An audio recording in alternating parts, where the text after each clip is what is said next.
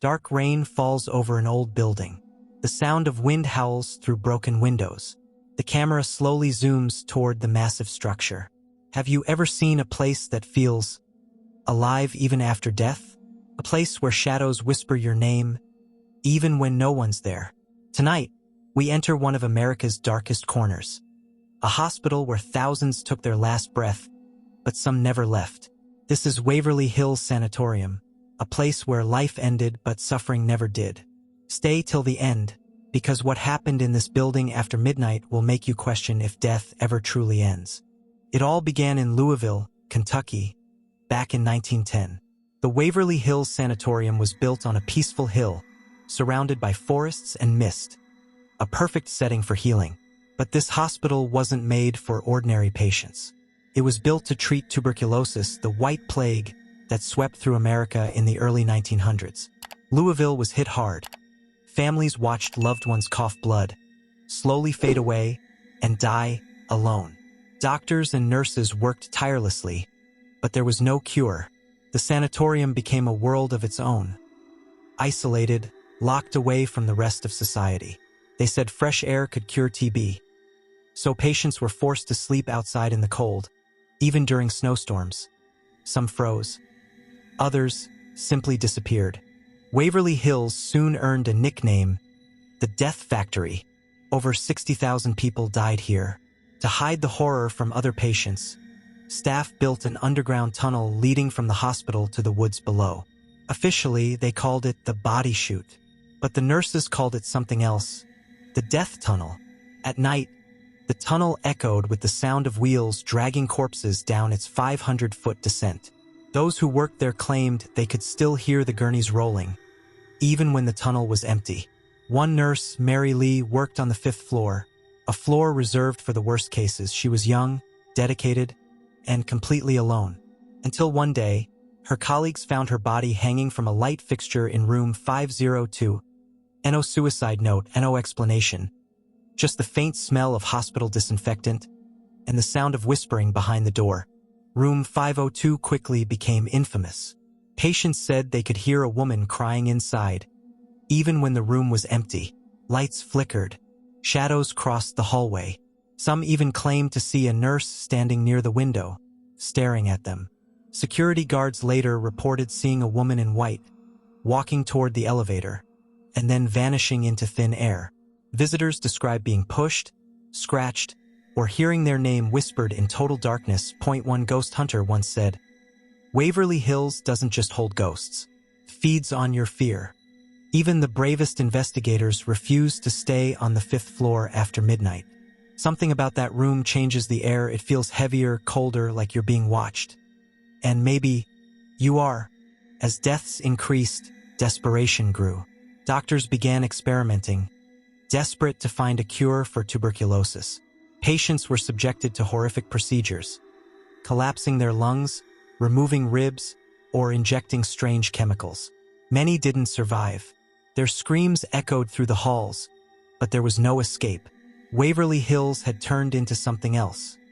Not a hospital, but a house of pain. In the silence that followed each death, nurses would roll the bodies into the death tunnel, and by morning, the beds were filled again. Some say the hospital walls themselves absorbed the pain, the suffering, the fear, and that's why no amount of time can silence them. By the 1960s, tuberculosis was finally cured. Waverly Hills shut down. But the building refused to die. It was turned into a nursing home, but the patients there reported terrifying experiences.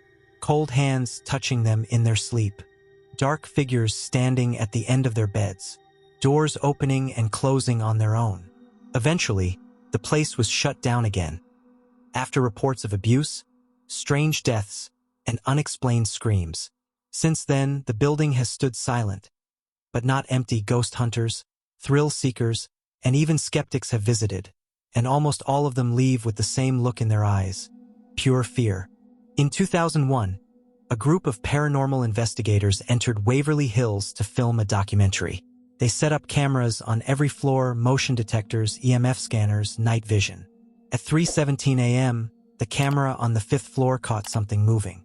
A dark silhouette, about the size of a child, running across the hallway. Then another, and another. When they checked the footage, they realized all the figures had no faces.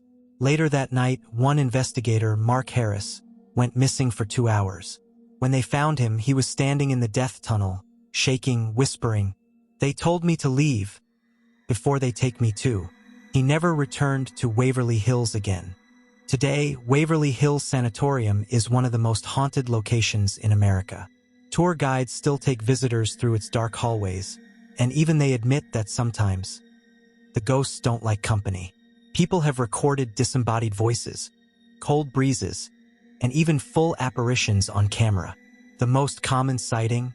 A small boy named Timmy, said to be a young patient who died there. Visitors bring him a ball, and it moves on its own, rolling slowly back across the floor. Every single time.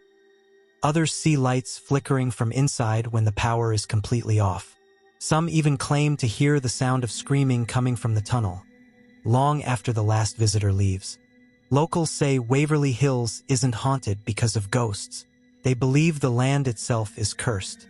Long before the hospital was built, native tribes avoided this hill, calling it the Hill of Sorrow. They believed it was a place where the boundary between life and death was thin. And when thousands died here, that boundary shattered completely.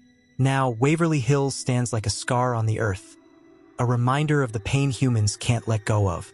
It's said that once you step inside, a part of you never truly leaves. Some places aren't haunted because of ghosts. They're haunted because the living never stopped remembering them. So if you ever find yourself in Louisville, and you see a massive old building rising from the fog, don't go inside. Because Waverly Hills doesn't just welcome visitors, it keeps them. If you made it this far, comment below. I'd survive the 5th floor, and let's see who's brave enough. If you love stories that crawl under your skin and keep you awake at night, subscribe now for more terrifying true stories from America's darkest corners. Because this was just one of many places where the dead still whisper your name. The next story begins when the lights go out.